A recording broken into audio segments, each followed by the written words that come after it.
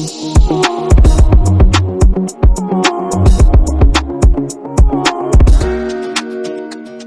buenas tardes, buenas noches, bienvenidos y bienvenidas a un episodio más de su podcast favorito, Mentalidades. Los últimos 2 episodios dije, todavía no me han dicho que es su podcast favorito, pero yo sé que es su podcast favorito. Y un día de estos, un muchacho me escribió en Instagram, sos mi podcast favorito. Y con esa persona ya no vuelvo a decir que no me han dicho, porque ya una persona me lo dijo.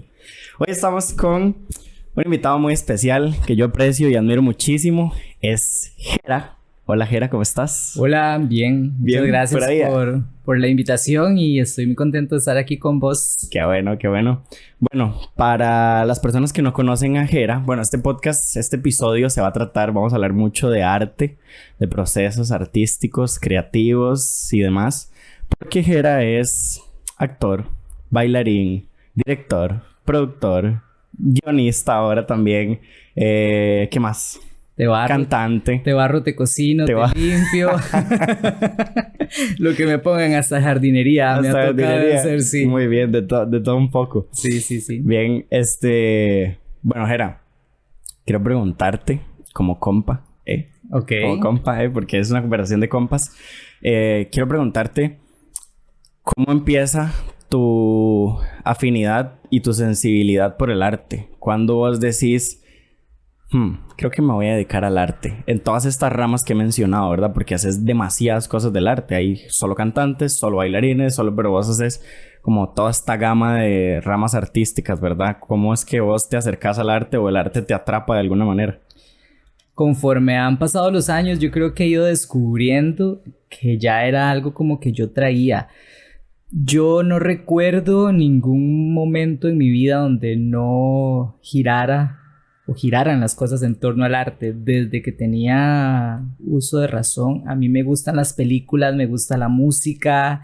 No era tanto este típico niño que anda cantando y bailando por todo lado, como que me gustaba mucho.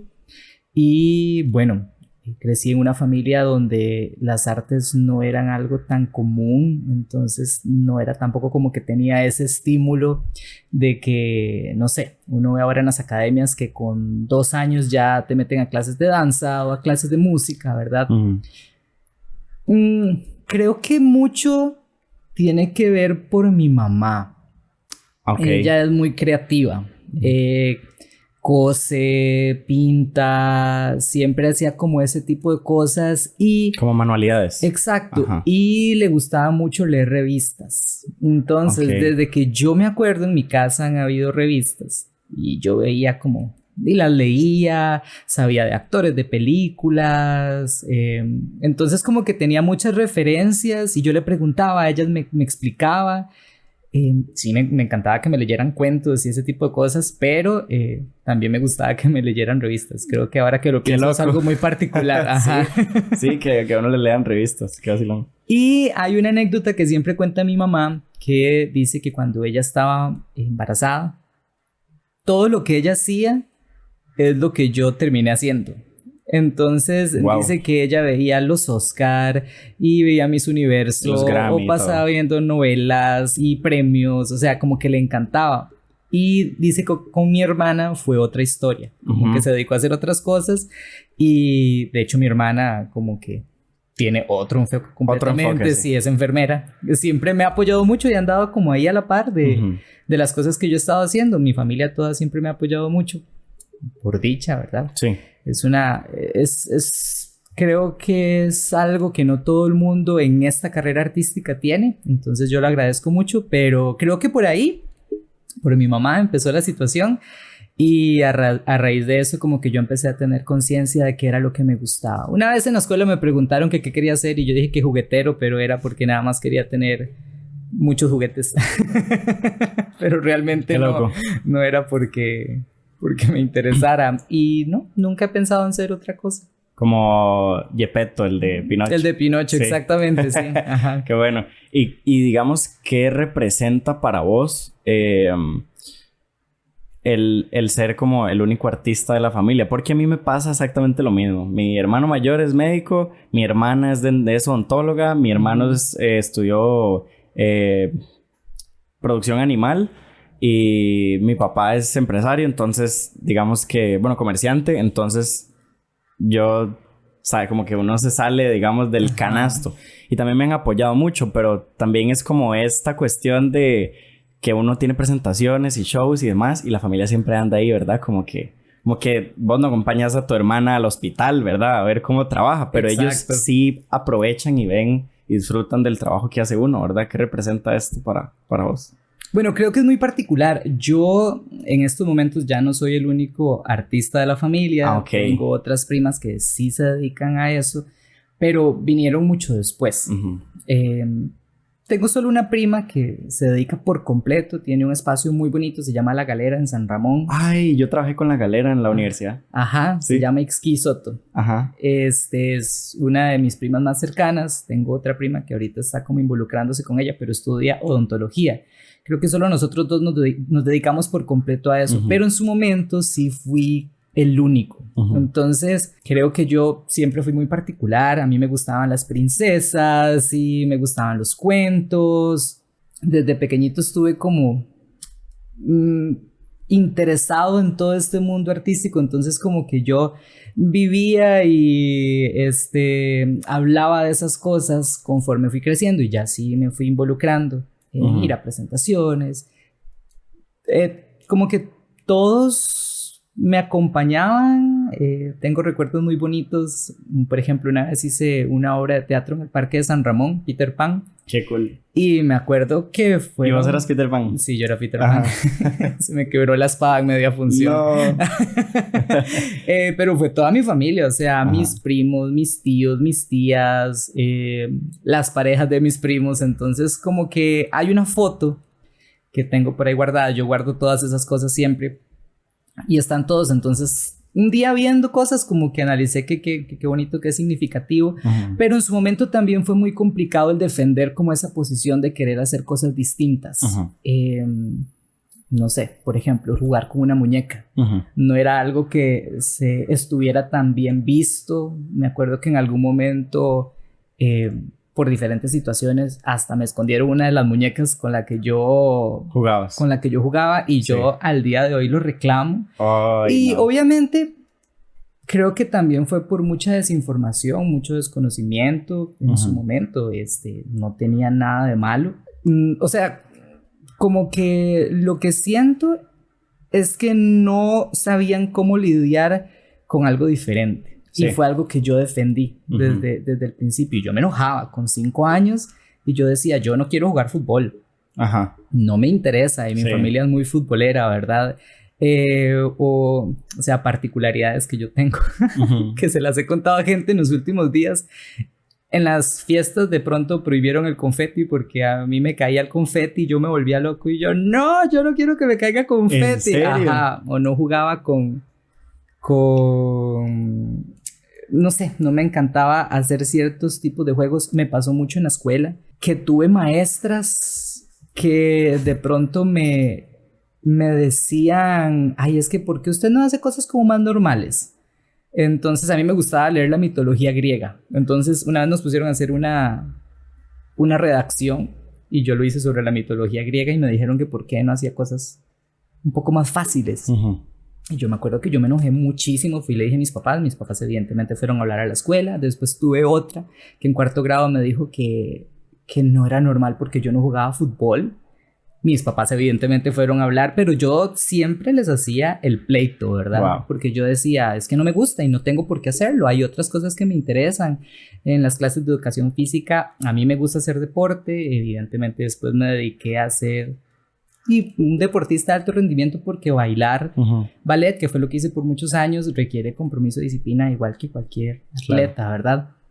Pero me enojaba porque yo sentía como que no me entendían, y como que no tenía un espacio y como que me limitaban y me ponían en una posición donde yo tenía que ser como el resto de las demás personas y yo no me sentía así. Querías. No, porque simplemente no me interesaba. O sea, es que de verdad yo puedo ver un partido de fútbol y si la Sele juega, chivísima, he visto mundiales, pero no es mi pasión y yo no entendía por qué tenía que ser mi pasión, por qué tenía que ser la pasión de un niño en 4º grado, ¿verdad? Entonces, sí, creo que ha sido como un reto incluso social y eso me enorgullece mucho porque también ha sido como un aprendizaje para mi familia y ahora ellos van a obras de teatro, no solamente porque estoy yo, sino porque ya es un gusto que fueron adquiriendo y otros de mis primos se han ido involucrando, que de pronto alguien se mete en algún grupo de la U a bailar, que otra de pronto experimenta con el teatro y creo que me gusta pensar que fue como mi aporte a la familia de abrir esa brecha de hacer algo distinto. Listo. Ok. Continuamos. Están viendo un pequeño cambio en la calidad o el encuadre del video, pero fue porque se nos descargó la otra cámara, entonces estamos utilizando. Hay que resolver. Un reemplazo, hay que resolverlo de una vez. Ok, me contabas de que ahora tienes otras primas que están haciendo más arte y demás. Cambiando un poco de tema, vos has dirigido varias obras. ¿Tenés una obra original? Sí, varias. Varias, ¿verdad? ¿Me puedes nombrar algunas de las obras que has dirigido? Y no sé, ¿con quiénes? No sé, sé que hiciste una conmigo hace poco y demás. Bueno, la primera que hice se llamó El Mago de Oz. El Mago de Oz. Ajá, la hice cuando tenía 17 años, estaba en el colegio. Wow. Y bueno, me ha acompañado por mucho tiempo y la llegué a presentar incluso todavía el año pasado. Ajá. Cupido por accidente. ¿Eso es original? Es original. Ajá. El Titiritero, que también hice hace muchos años. Hice una adaptación de La Cucarachita Mandinga, que es de los cuentos de mi tía Panchita, de Carmen Lira. Y bueno, la última que hice, que creo que es como el proyecto más grande que he tenido la posibilidad de gestar y en conjunto con Migue, que se llama Los Tres Encantos. Los Tres Encantos, que hubieron varios personajes ahí, varias figuras, cantantes y demás, que como quienes estuvieron que vos puedas mencionar. Bueno, sé que estuvo Tarik. Bueno, estuvo Tarik. Que Tarik estuvo por acá. Tarik estuvo acá, es el tercer episodio. Espectacular, se llevó todos los aplausos en las Increíble. presentaciones. Bueno, Mildred Ramírez, Santiago Montejo era el protagonista. Él había tenido una participación en Marcos Ramírez, la película. Marcos Ramírez, la película, que está en Netflix, por cierto, está creo. En Netflix. Melvin Jiménez, que es Premio Nacional de Teatro. Estoy compartiendo créditos con él ahorita en otro musical. Ah, qué bueno. Somos compañeros. Y Sharifa, la espectacular Sharifa, increíble, que Sharifa. Siempre había querido trabajar con ella, la había visto en West Side Story en Chicago y bueno, ahora se me dio la oportunidad de tenerla como miembro del elenco muy importante interpretando al pájaro Dulce Encanto. Qué bueno. Bueno, ¿de qué trata esta de Los Tres Encantos? ¿Cuál era? Porque me imagino que tal vez tienes la mente de volver a presentarla en algún otro momento. Sí, ¿verdad? sí. Porque también tuvo muy buena recepción y muchas notas en los periódicos, en la tele y demás. ¿Cuál era la historia? Bueno, la historia... ¿Y cómo se fue creando, digamos? Se basa en los cuentos de mi tía Panchita, de Carmen Lira. Es una idea que yo había tenido hace muchos, muchos años. Había hecho El Mago de Oz, como te contaba, cuando estaba en el colegio. Y siempre como uno de mis intereses ha sido hacer un proyecto de Costa Rica. Con personajes costarricenses. Yo crecí viendo películas animadas y escuchando musicales y como que siempre tenía esa sensación de que todo era muy, muy, muy chiva, pero que no había nada con lo que yo me identificara de mi país. Yo no tuve la posibilidad de ir a Disney cuando estaba pequeño. Mis papás no tenían como los medios económicos para hacerlo. Entonces yo me acuerdo que yo iba al parque de diversiones y yo en mi mente me creaba un mundo de que yo estaba en Disney, ¿verdad? Entonces yo agarraba los mapas en el parque de diversiones aquí en Costa Rica, ¿verdad? Bueno. Y yo me hacía mis viajes, creo que lo que hablábamos antes, parte de la capacidad que tenemos que tener los artistas para resolver, ¿verdad? Yo decía, bueno, no puedo ir a Disney, pero voy al parque de diversiones y entonces va a ser mi Disney. Lo que te contaba, agarraba el mapa y yo como que me hacía mis tours y cosas y después pasábamos a un centro comercial, veíamos una película. Entonces yo estaba viviendo mi sueño de fantasía, ¿verdad? Entonces un poco por ese lado yo siempre decía, quiero hacer como algo de Costa Rica, que las familias y nosotros nos identifiquemos como eso. Y así empezó ese proyecto. En ese momento se llamaba... ¿Qué arte se involucra? ¿Qué arte se involucra? Los Tres Encantos, Ajá. todo. Bueno, es una obra de teatro musical. Tiene musical. música, canto, danza, actuación, Uh-huh. un puppet gigante. Ahí le fuimos metiendo un montón de cosas, ¿verdad? Animaciones. Animaciones también. Y bueno, en ese momento, en el 2007, cuando yo tuve como la primera idea de hacerlo, se llamaba Había una vez. Ok. Tenía cosas de eso, por ejemplo, aparecía Tío Conejo como un narrador. Uh-huh. Incluso yo estaba empezando a estudiar diseño, entonces ni siquiera usaba Photoshop, usaba como algo que tenía la computadora, que tampoco era Paint, ¿verdad? Ajá. Pero yo como que diseñaba el afiche, tenía como la idea. Es muy curioso porque la paleta de colores de ese momento era muy similar a la paleta de colores que terminé usando ahora, y me di cuenta de eso después, hace 15 días. Fue una coincidencia, ¿verdad?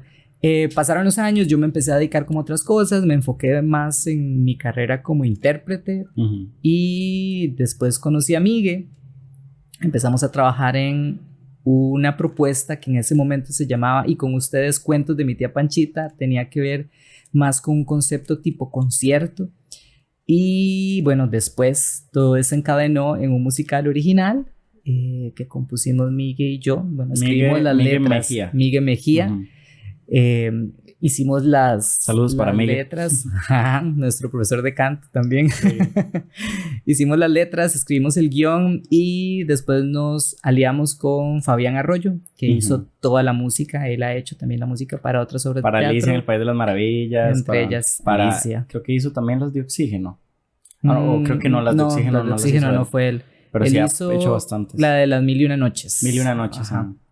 Y nada, así surgió el proyecto, fue muy interesante. Combinamos 7 cuentos de Carmen Lira con leyendas costarricenses, entre ellas La Tule Vieja y La Bruja Zárate. Y haciendo una investigación, Miguel y yo nos dimos cuenta de que tenían mucha relación algunas leyendas con los cuentos de mi tía Panchita. Los cuentos de mi tía Panchita son reinterpretaciones de los cuentos clásicos que conocemos, ¿verdad? Juan el de la carguita de leña es Aladín, el pájaro dulce encanto es el pájaro azul, la negra y la rubia Cenicienta, la cucarachita mandinga es la ratita presumida, pero muy ubicado todo en nuestro contexto costarricense. Sí. Vos me mencionabas ayer que estuvimos hablando, ¿verdad? Que siempre has como entendido muy bien el medio, ¿verdad? Ajá. Que desde pequeño que hiciste audición para RG Elementos y que estuviste en BM Latino como conductor de televisión y demás. Con esto quiero preguntarte, porque me decías, yo no sé por qué, pero yo sabía quiénes eran los compositores de la música de tal película, de Disney, de esto y el otro. ¿Vos crees, y esto es una pregunta muy abierta y muy discutida, ¿verdad?, que un artista nace o se hace artista? Ay, esa pregunta es muy difícil de contestar. Yo creo que hay un poco como de las dos. Ok. Me he topado con gente, y te lo digo por esto, porque me he topado con gente que de pronto no veía como una posibilidad de dedicarse a las artes o no era algo con lo que soñaba, y de pronto resulta que le fue muy bien y que lo hizo increíble y que tenía el talento. Entonces creo que ahí hay como una construcción. Sí va un poco ligado con lo de que nace, porque bueno, tal vez tenía las capacidades y las posibilidades para hacerlo, físicas, ¿verdad? Pero una persona como yo, que como te contaba al principio, no ha visto su vida en ningún otro contexto que no sea el arte, entonces yo diría que ya nací con eso. O sea, no sé, es como una pregunta un poco... Como que vos naciste con esa sensibilidad y tal vez como con, no sé, ese don y ese gusto, ¿verdad? Porque también tiene que haber un gusto estético y ideas creativas brotando por todo lado. Pero también lo has ido fomentando, ¿verdad? Y fuiste a estudiar a México también, ¿verdad? Sí, bueno... Como te comentaba, yo creo que este asunto de las revistas de mi mamá fueron como punto clave, porque en las revistas no solamente habían artistas, sino también el director de tal película o el productor de Broadway, que es, entonces como que eso a mí me daba ideas de que las películas no solamente era la gente que estaba en cámara y que nosotros veíamos, sino que había todo un equipo atrás que trabajaba para que ese producto lograra salir al público. Me pasó mucho con las novelas también, porque obviamente vi muchas novelas y crecí como con una cuestión que se llamaba Televisa Niños, que existía hace muchos años. Ya después Televisa prescindió como de ese departamento. Y yo me acuerdo que las novelas de Rocío Campo, que es una productora muy importante, mexicana, a mí me encantaban. O sea, ¿cómo qué novelas? Tal vez la gente Aventuras en el Tiempo, yo no sé si alguien vio esa novela. Fue la novela que a mí me hizo así como... Lo marcó. Salía Belinda. Sí, en ese momento. Y bueno, para mí fue muy impactante verlo porque era la primer telenovela de ciencia ficción que yo veía.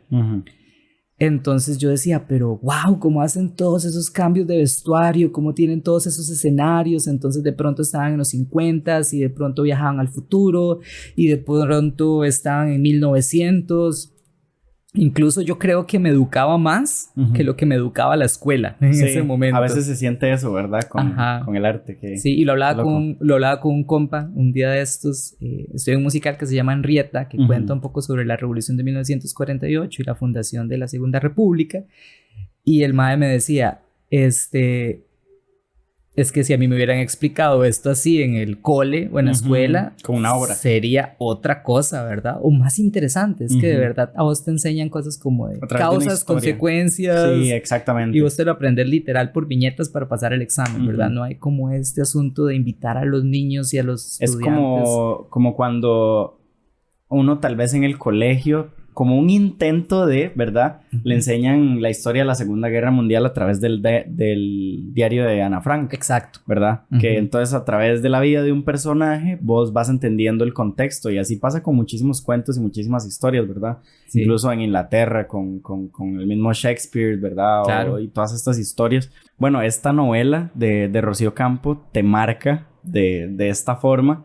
Y cómo es que vos seguís fomentando, porque sos de San Ramón, ¿verdad? Cómo seguís fomentando como esta sensibilidad al arte, y cómo logras introducirte desde San Ramón a una industria, ¿verdad? Porque San Ramón se puede considerar una zona rural, o es ya más urbanizada, digamos, en ese tiempo. No sé, San Ramón es muy particular, y a cualquier moncheño que vos te topes te va a decir que San Ramón es la capital del mundo. Sí, fijo. Yo conozco un montón. Ajá, y como que todo el mundo tiene, aunque se vaya a San Ramón, como este sentimiento de orgullo. Y es que es un lugar muy bonito. Pero sí, obviamente no era San José y no era la capital. Sí, o sea, ¿cómo es que en una familia que tampoco, digamos, no naces en una cuna de artistas, ¿verdad? ¿Cómo vos seguís introduciéndote? Y me contabas de que, pucha, ¿cómo no ha aguantado tanto, verdad? Creo que por mi papá. Sí. Mi papá y mi mamá tuvieron negocios toda la vida, joyerías, boutiques. Entonces como que les llegaban muchísimos póster, catálogos y cosas. Entonces creo que también hay un poco del conocimiento de la industria. Retomando un poco esto de Rocío Campo, yo sabía que ella era la productora y que era la persona que gestaba estos proyectos, porque no solamente tenía esa novela, sino tenía más. Y yo decía, ok, entiendo. Tiene esta novela, le saca un disco, a ese disco le hace una gira, el final de la novela es con público, llenan estadios, hay toda una cuestión de marketing detrás de ser actor. Creo que por ahí va como el análisis que yo hice. Obviamente, en ese momento nada más como que yo lo veía y lo pensaba, pero no tenía este entendimiento que te estoy comentando ahora, ¿verdad? Cuando yo empecé a hacer teatro en San Ramón, yo decía, ok, tengo que hacer programas de mano, tengo que hacer afiches, se tiene que ver estéticamente bonito y correcto, que es algo que creo que ya yo traía de cómo se tenía que ver o cómo yo quería que se vieran las cosas. Entonces, mi primera obra de teatro la hice en el Salón Parroquial de San Ramón. Fue El Mago de Oz. Fue muy difícil porque también todo el mundo pensaba que era algo de la iglesia y no era nada de la iglesia, nada más que era el único espacio que teníamos para presentar. Sí. Lo llenamos. En ese momento llegaron como 200 personas. Wow. ¿Cómo? No sé. Pero yo andaba pegando afiches por todos los establecimientos comerciales de San Ramón. Sí. Y repartimos nuestros que era la programas manera de publicitar en ese Exacto, momento. exacto. Entonces como que desde ese momento yo ya tenía entendido cómo había que producir una obra de teatro.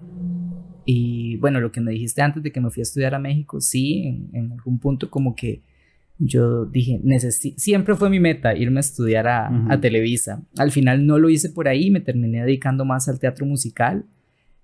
Tuve como mis acercamientos a la televisión con esto de RG Elementos. En BM Latino produje un programa que se llamaba Claqueta, que seguía un poco como lo que a mí me gustaba y era como siguiendo la línea Zapping Song en Disney Channel. Sí. Entonces era un poco diferente al contenido que había en BM Latino, porque creo que era un poco más juvenil, pero al modo de Disney, como más rosado, como me dicen a mí a veces. Más ¿verdad? rosado. Sí. Ajá. Que es un comentario que siempre me dice todo el mundo. Me dice, es que usted es muy rosado. Y yo, Sí. sí, a mí me gusta todo eso. Jera, ¿y vos crees que... A ver, no te lo voy a preguntar así. ¿Qué pensás, digamos, en cuanto a la etiqueta de soy artista? De que un artista es la persona que se dedica 100% tiempo completo al arte, o un artista puede ser esa persona que, no sé, trabaja en una oficina y luego en sus espacios libres hace arte o va a ensayos y trabaja, no sé, como esporádicamente en estas producciones, ¿verdad? Porque, bueno, y yo conozco compañeros, colegas que son increíbles bailarines, increíbles artistas, pero como acá no hay una industria, ¿verdad?, fuerte, donde uno pueda decir, vamos a vivir del arte todos juntos y qué felicidad. Y entonces si la gente lo apoya y la cultura es muy amplia, digamos, pues no sé, ¿qué pensás vos, digamos, en cuanto a la profesionalización de el soy artista, digamos?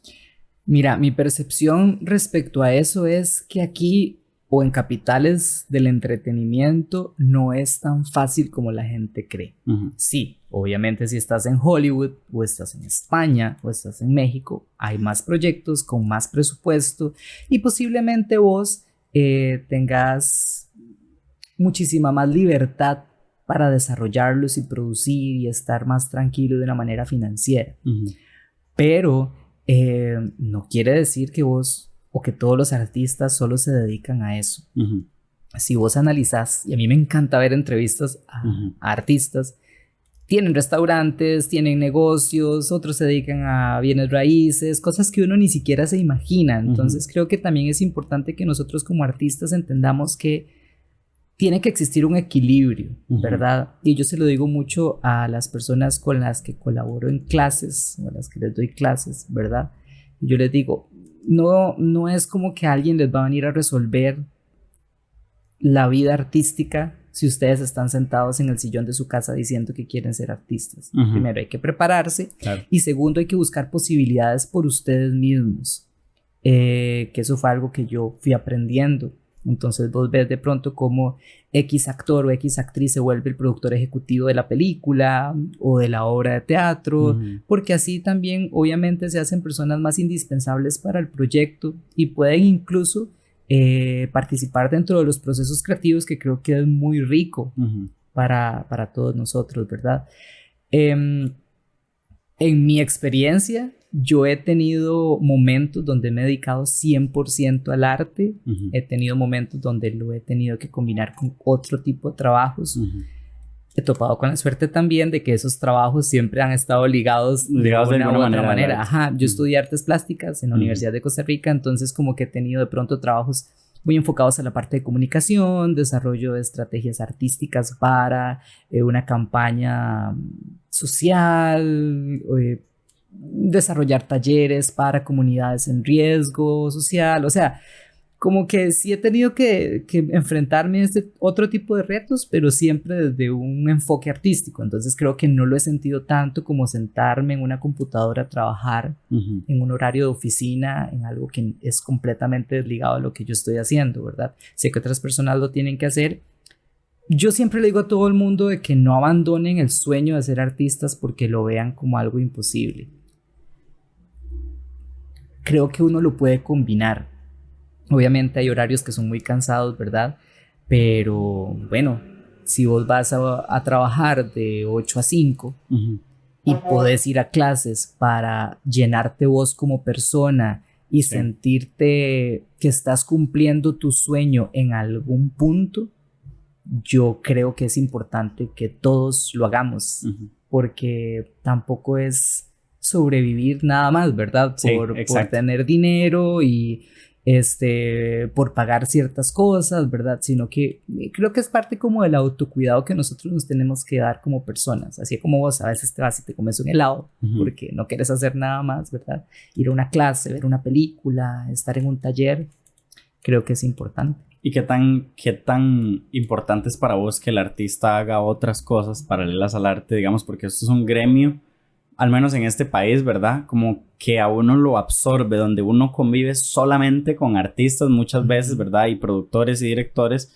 pero saber de otras ramas también es parte de la formación de un artista, ¿verdad? Y creo yo que es como una falencia que hay en muchos de nosotros, los artistas, por lo menos acá, de, no sé, leer otro tipo de cosas relacionadas a ciencia, a esto y lo otro, digamos, que también al final de cuentas a uno le dan un montón de ideas y le fomentan la creatividad, ¿verdad? Claro, yo creo firmemente que es vital que nosotros nos formemos en otras cosas que no sean relacionadas a nuestros intereses inmediatos. Y lo hablaba con una amiga un día de estos y ella me decía, yo me estoy reeducando ahorita a mis 33 años a punta de podcast. Y yo decía, es cierto, yo creo que yo también, de pronto ahora toda la tecnología nos ofrece muchísimas posibilidades para aprender y también a como yo a las personas les digo, si vas a llevar un curso de teatro, tómalo como un aporte para tu vida, porque no necesariamente tenés que ser actriz, puedes ser doctora, y qué bonito escuchar a un doctor o a un abogado expresarse de una manera correcta, pronunciar bien y hacer una conversación interesante. Claro. Lo mismo le digo a los artistas, lo que vos decís, saber de ciencia, saber de historia, incluso de matemática, porque en algún momento lo vamos a necesitar para algo, ¿verdad? Y también es como parte de ser integrales como personas y nos va a ayudar a resolver diferentes obstáculos a los que nos vamos a enfrentar en nuestra vida. Entonces yo creo que sí es vital que logremos como encontrar eso. Sí, y por ejemplo, bueno, algo que me ha pasado a mí últimamente, ¿verdad? Que yo tengo de ya 9, 8 años bailando y yo decía, yo solamente voy a ser bailarín, ¿verdad? Y todo bien con las personas que quieren ser solamente bailarines o bailarinas o solamente voy a ser actor, pero qué tan importante es en una industria como Costa Rica, digamos, en este contexto nacional, el hacer más de un arte, por decirlo de alguna manera. Es vital. Es vital, ¿verdad? Es vital. Yo tuve la oportunidad de formarme en distintas áreas. En el momento en que yo lo estaba haciendo, yo siempre pensé en irme para otro país, porque en Costa Rica no había ningún lugar que formara en teatro musical. Vos tenés que cantar, bailar y actuar, ¿verdad? Entonces a mí me tocó hacerlo todo por separado. Iba a mis clases de canto en Guadalupe, iba a mis clases de danza en San Ramón, iba a mis talleres de actuación en San José Centro cuando existían o cuando de pronto yo me enteraba que venía tal persona o alguien abría un taller, ¿verdad? Pero creo que es primordial porque me pasó eso que te cuento, como yo me formé en las 3 áreas, de pronto era esta persona que aquí hacía 3 cosas. Me voy para México, llego a la escuela a la que asistí, se llama Arte Estudio, la mejor escuela de artes escénicas que hay allá. Y no es comercial, sino que a todas las personas que me han preguntado, ¿y dónde puedo ir? Yo, vayan a Arte Estudio. Habían 25 personas exactamente igual que yo. Entonces, me acuerdo perfecto el primer día que yo llegué a clases de ballet y todo el mundo subía las piernas, se sabía las barras perfecto, se veía bien y yo decía, yo nada más respiré hondo. Ese día tomé 4 clases seguidas. Yo después agarré el metro y yo iba desmoralizado. Al siguiente día me fue peor y al siguiente día me fue peor. ya llegó el fin de semana, como que descansé y yo dije, no, si esto es lo que a usted le gusta, ya usted sabe cosas, vamos. Entonces ya, llegué a clases como, obviamente porque es un impacto, no es un sentimiento de derrota, pero sí es como que te mueve todo lo que vos sabías o lo que creías que eras, ¿verdad? Y te pone como en jaque. Y entonces vos decís, ok. Ahora que estás hablando de esto, quiero preguntarte cuál es como el perfil que debería de tener un artista en cuanto a este tipo de habilidades blandas, no sé si llamarle, digamos, porque vos me hablabas ayer, yo vuelvo a ver para atrás y digo, levantarme de San Ramón a las 4 de la mañana para venir acá y no sé qué, y las gritadas que uno se lleva y cuando uno llega tarde y que si no se aprende esto, lo sacan de la obra y lo cambian de papel y entonces ya no saliste o te pagan menos o te multan o haces algo y no te pagan porque de todo esto se ve, ¿verdad? Entonces, ¿cuál es como el carácter o la personalidad o el perfil que debe tener un artista, digamos? O sea, porque últimamente he sacado muchas cosas con artistas, ¿verdad? En el podcast. Y hay muchas personas que han empezado a seguir el proyecto, mentalidades que tal vez están empezando. Entonces, ya sea como cantantes, como bailarines, como lo que sea, ¿cuál es como este perfil que vos crees que debería tener un artista para soportar el peso que conlleva una trayectoria en este campo? Primero, creo que hay que amar lo que uno hace, sobre todo, y creer en lo que uno también está desarrollando, no restarle importancia. Y esto es algo que a mí siempre me gusta decir. No porque estemos en Costa Rica, un proyecto que se está haciendo en Broadway es más importante. Para mí es igual de importante porque alguien se va a sentar y compró el boleto y te va a ver a vos y puede que vos le cambies la vida o la obra le cambie la vida en algún punto, ¿verdad? Entonces yo creo que hay que amar y creer en lo que uno hace y después ya muy personalmente creo que ser disciplinado, no darse permisos también, ser muy resistente, porque esta carrera, como me dijo un profesor una vez, no es una carrera de talento, es una carrera de resistencia. Porque uno va conociendo gente talentosísima en su vida, pero no todos continúan y no todos tienen esa capacidad de continuar y de seguir, porque como vos decís, uno se topa malas caras, gritos, hay una cultura que he hablado mucho de eso con compañeros en estos últimos meses, hay una cultura como de que para poder avanzar un proyecto hay que gritar y no. Creo que hay otras maneras de hacerlo, se puede hacer desde el estímulo. Hace poquito estuve asistiéndole a Isa Guzmán en un proyecto. Increíble artista, saludos para Isa. Sí, saludos para Isa. Estaba un director de la UCR y yo le dije a él, qué chiva que dirige, porque el mae como que daba correcciones, pero desde una parte del estímulo. Entonces él decía, mira, es que esto no está bien o está desafinado, es por aquí, pero muy bien esto y esto. Entonces, lejos como de crearte una frustración o pensar que todo te está saliendo mal, te da opciones inmediatamente. Y creo que también no todas las personas tienen esa capacidad de liderazgo, ¿verdad? Sí, claro. Que creo que es algo como muy particular de ciertas personas. Pero te puede ayudar muchísimo a que vos crezcas y como vos como líder también ayudarle a otras personas a desarrollarse y no frustrarse. Entonces, como volviendo a la pregunta, sí, va a ser frustrante, pero sí hay que ser muy entero de seguir adelante y muy disciplinado. Habrá algún momento donde vos te vas a poder relajar un poquito más, efectivamente, porque ya tu cuerpo aprendió, porque ya tu cuerpo tiene cosas listas para resolver muchísimo más fácil. Obviamente, cuando vos haces una clase de ballet y haces una primera por primera vez, no va a ser lo mismo cuando ya tenés 15 años de bailar full, ¿verdad? Entonces, sí, yo te comentaba esto, que uno vuelve a ver para atrás y uno dice, ay, cómo he soportado tantas cosas, ¿verdad? O cómo lo asumía en ese momento, pero bueno, es parte del viaje de cada persona y del poder disfrutar también, del volver a ver hacia atrás y decir, bueno, qué bonito ha sido. Cierto. Pero en resumen, yo creo que es ser muy disciplinado. Jera, ¿y qué sentís vos cuando una persona ve un producto artístico de este país y dice, eso es tico, eso es de Costa Rica? O ve un bailarín y dicen, ese bailarín es tico. Porque a mí me ha pasado mucho, como que, no sé, enseño algún video de un Oscar Segnini, de un Terry, de una Luna González, que son increíbles bailarines. Y es como, ¿y ellos son de acá de Costa Rica?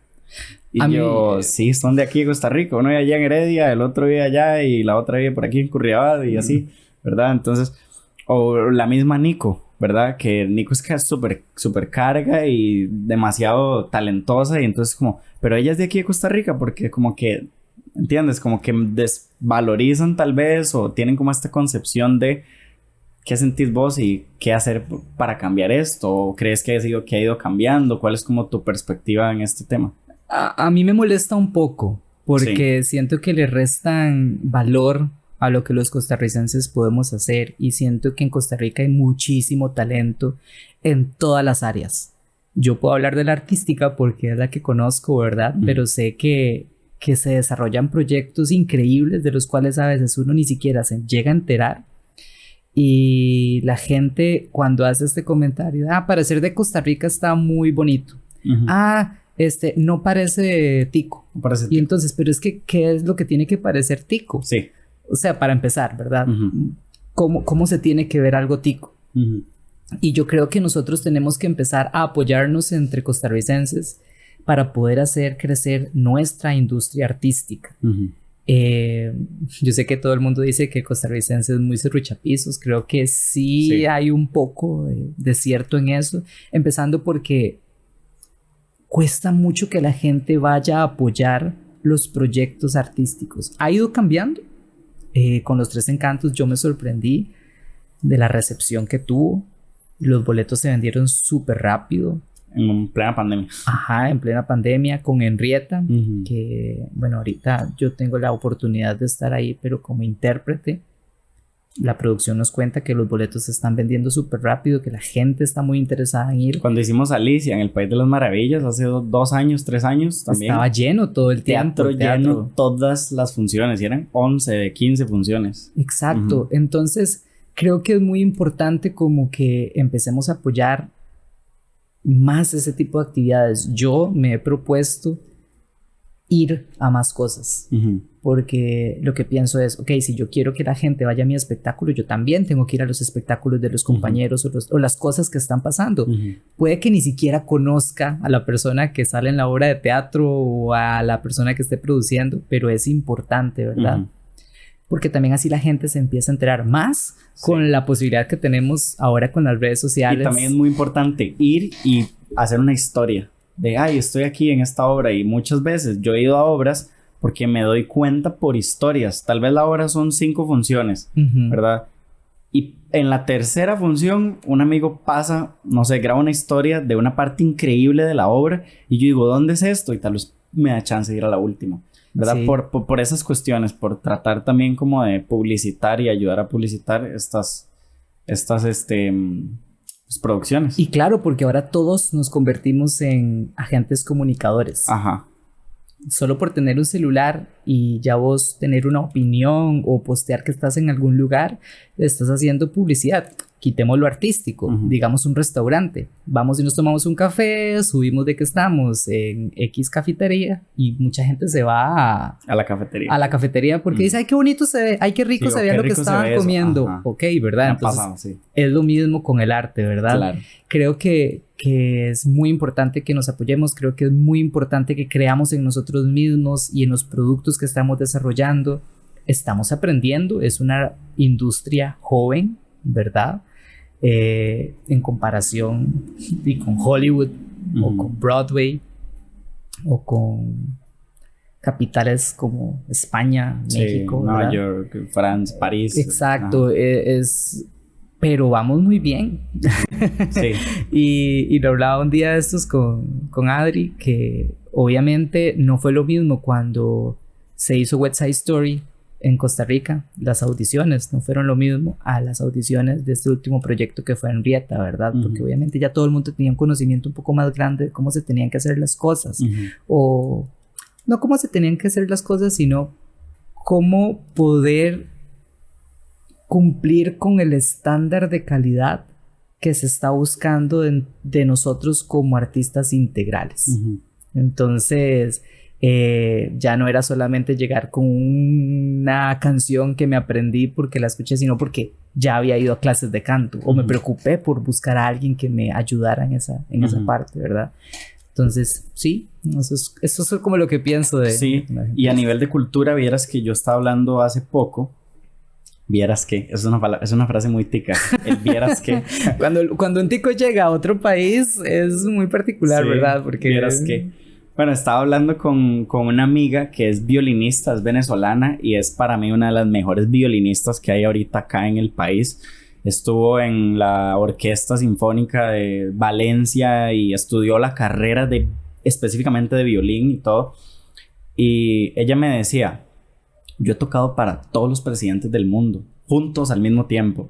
Digamos, he estado en lugares, o sea, tengo un gran currículum, ¿verdad? Me dice, no es por echarme flores ni nada, y en realidad sí es una persona muy humilde. Me dice, pero ahora con la pandemia, ¿verdad? Que todos los artistas como que lo vimos un poco feo, ¿verdad? Fue muy interesante este tiempo de pandemia. Ella me decía, yo le decía a mis suegros, que son costarricenses, ella me decía, yo le decía a mis suegros que si a mí me faltaba el dinero, yo me iba a tocar a la Avenida Central. Y ellos me decían, ¿cómo se le ocurre? No sé qué, ¿verdad? Eso no se hace, usted es demasiado para ir a tocar a la Avenida Central, no sé qué. Y ella decía, y yo no los entendía, porque no entendía que en Costa Rica no hay una cultura, por ejemplo, como lo que hay en Europa, donde vos vas caminando por una avenida y ves el pedazo de baterista o el pedazo de guitarrista dándole, ¿verdad? Y la gente en serio se detiene a escucharlos, les dan dinero, pero no les dan dinero desde la intención de que le voy a dar una limosna, sino de que, hey, vale lo que estás haciendo, ¿verdad? Y existe este respeto por la cultura, ¿verdad? Y esta apreciación y digamos como este nivel, no sé, como esta percepción aurática de los artistas, ¿verdad? En estos otros países, porque entienden que pues la cultura es el mayor embajador de un país, ¿verdad? O sea, el sector cultura. Claro. Y, por ejemplo, acá en este país fue lo primero que se volaron en la pandemia, ¿verdad? Fue lo primero que se volaron. Y fue muy difícil, o sea, fue muy difícil para... ¿Cómo sientes, digamos, que, bueno, vos que has estado en México, que es, digamos, la diferencia entre, como en estas concepciones culturales? Porque México, siendo un país que también está en vías de desarrollo, tiene tantos exponentes en todas las áreas. El mexicano está demasiado orgulloso de ser mexicano. Ah, ok. Sí. Creo que empezando por ahí. Y fue una de las experiencias y aprendizajes más grandes que yo tuve de vivir allá. Estoy orgulloso de ser tico, por eso hoy estoy porque hoy es 15 de septiembre. Esto va a salir después. Hoy es día de la independencia. Hoy estamos escuchando ahí que antes estaban como patrullas y cosas sonando. Ajá. Pero sí, el mexicano está orgulloso de ser mexicano. Por muchísimo. El tico no... Pero creo que no tenemos tanto conocimiento de nuestra cultura. Yo una vez fui a un museo. Los museos los domingos en la Ciudad de México son gratis. Entonces, como siempre tenía libre los domingos, yo aprovechaba para ir a un museo diferente. Y me acuerdo que una vez, creo que fue en el Museo de Arte Moderno que está en Chapultepec, pasé caminando, había una exposición de Balenciaga, me acuerdo. Y me topé a un papá, supongo que con el hijo, pudo haber sido con un sobrino, estaban viendo la exposición, era como de moda. Muy interesante. Y como que ahí le estaba explicando, le leía las fichitas, las infografías que habían en la exposición, así que. De casualidad, ese mismo día subí al castillo de Chapultepec, está ahí, ¿verdad? Como en la cima, y me volví a topar a a ese chiquito con esta ¿Cuál? persona. Ajá. Ajá. Y me los encontré sentados frente a un cuadro y él explicándole todo lo que representaba ese cuadro para la cultura mexicana. Wow. Pero el señor se veía que era un señor humilde, pero conocía tan bien, yo me quedé escuchándolo, obviamente ahí disimulado, ¿verdad? Pero era increíble cómo manejaba toda la información. Después me pasó que fui también a Teotihuacán y lo mismo. Hay guías que de pronto hay gente que paga como un tour, una visita guiada y todo, pero de pronto vos te topabas con personas que iban de visita y les explicaban a sus familiares e incluso a personas extranjeras cosas de ahí. Entonces era muy interesante. Y después me pasó, y esto me da un poco de pena contarlo. Vivía con, todos eran mexicanos. Y un día uno de mis roommates trajo a un amigo. Y él llegó y me dijo, ay, ¿y qué hay en Costa Rica? Y yo, o sea, me quedé como en pausa y yo trataba como, hay playas, hay esto, aquello. Y me decía, bueno, es que yo eso es lo que sé porque es lo que me venden de Costa Rica, pero ¿cómo es Costa Rica? Y yo ya le empecé a contar cómo era Costa Rica, ¿verdad? Pero de buenas a primeras no hay un... Pero yo no conecté, no sé si fue a mí que me pasó, pero a mí me bueno, dio... creo que eso pasa, también por una cuestión de que, y lo hablaba con Adri, cuando él vino acá a grabar el podcast, es el número 11, es el número 11, el podcast de la industria del cine, acá, ¿verdad? Donde él decía, es que Costa Rica no tiene una memoria cinematográfica, pero creo que no tiene una memoria como en...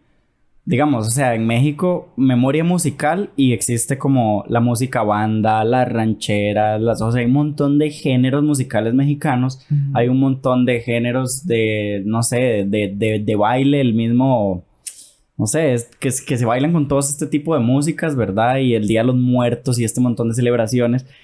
Yo creería, digamos, que se me ocurren cosas primero, si me preguntan por cosas del mismo México, que cosas de acá. Tal vez las leyendas, no sé, La Llorona, esto y lo otro, ¿verdad?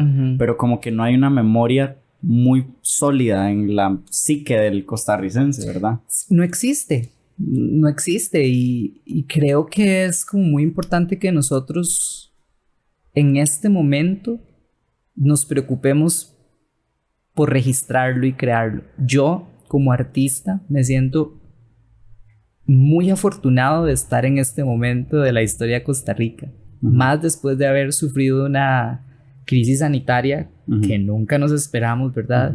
Y hablaba con Migue precisamente, lo he hablado con Adri. Qué interesante que todos los proyectos que vienen ahorita, por ejemplo, de algo que yo conozco bien, que es el teatro musical, y que es un género tan de Estados Unidos, con historias de acá. Con historias costarricenses. Sí. Entonces viene la Compañía Nacional de Teatro con Revolucionarias, que creo que va a contar un poco como la historia de mujeres importantes de nuestro país. Está Henrietta, que habla de toda esta fundación de la Segunda República, visto desde la óptica de doña Henrietta, que fue la primera esposa de José Figueres Ferrer, que es de San Ramón. Entonces, que es como muy interesante también para mí. Y bueno, lo que nosotros quisimos hacer con los Tres Encantos, ¿verdad? Que incluso ubicamos geográficamente a las personas en Escazú, en Acerrí, en Acosta. Y nos pasó una anécdota muy bonita que nos sucedió durante las funciones. Fue que la gente se conmovía mucho. Y yo lo puedo entender de que nosotros como elenco, como creadores, tengamos ese sentimiento, ¿verdad? Porque después de la pandemia, ensayar por Zoom y poder presentarlo en un teatro, pero hubo gente que nos decía, es que yo lloraba en la obra y no entendía por qué, si no había algo realmente como... tan emotivo. Ajá, y yo recordaba cuando yo he tenido la oportunidad de ver musicales, yo en todas las obras lloro, o sea, paso llorando. Fuimos a ver una vez Hello Dolly y yo lloré desde que empezó hasta que terminó, porque para mí el teatro es como algo extraordinario que pasa, y verlo en vivo y verlo de frente es algo que a mí me llena y me apasiona y yo creo que hasta se me eriza la piel, exacto, cuando yo lo veo. Y de pronto ver la sensación del público viendo una historia tica, viendo a Juan cantar una de las canciones, era muy bonito. O sea, de verdad que fue como un premio. Entonces creo que somos muy afortunados de poder colaborar en este momento, todos los que estamos en este momento, a esa memoria histórica de la que se refiere Adri, no solamente cinematográfica, sino de las artes costarricenses, y rescatar incluso cosas que ya existían y pasaban. Nosotros, por ejemplo, en uno de los decorados utilizamos una pintura, de Dinora Bolandi, que es una pintora costarricense. No sé, visitar obras de Amiguetti. ¿Quién es Amiguetti? ¿Vos sabés quién es Amiguetti? No. Ok, investigalo, por ejemplo, ¿verdad? Que es alguien muy importante. ¿Quién era Carmen Lira? ¿Quién era Lísima Cochavarría? Y toda su obra, y empezar a rescatarla también, para entonces desde ahí crear esa memoria. Claro, por supuesto. Nada, Jera, muchísimas gracias por estar acá, por compartir toda esta experiencia y el conocimiento y estos pensamientos, ¿verdad? Forman parte de tu mentalidad. Yo a veces me siento que la mentalidad es un poco confusa, porque yo siento que viajo por un lado y por otro. Ajá, pero bueno, creo que ahí vos lograste ir aterrizando las ideas. Claro, nada, ¿tus redes sociales? Gerardo Cruz CR en Instagram y Gerardo Cruz en Facebook. Ahí me pueden... TikTok no. TikTok no tengo, no he sido atrapado todavía por las redes tiktokeras que me parecen muy interesantes, pero no sé, es que siento como que ya con Instagram es lo que puedo manejar. Sí. Aunque ahorita estoy experimentando con hacer videos y cositas, que creo que es un poco la función de TikTok, ¿verdad? Y Reels y todo eso. Pero bueno, si me abro el TikTok, te cuento. Qué bueno.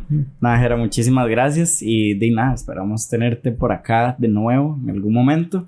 Y bueno, nosotros nos pueden seguir en Spotify, en Apple Podcasts, Google Podcasts, Amazon Music, y pueden ver el episodio en YouTube. También va a estar saliendo varios clips en Instagram, ahí igual que siempre, y en TikTok. También estamos en TikTok. Voy a tener que abrirme un creciendo, TikTok va creciendo. Para ver. Sí, nada, nos vemos la próxima. Muchísimas gracias. Si llegaron hasta acá, les mandamos un fuerte abrazo. Hasta luego. Chao.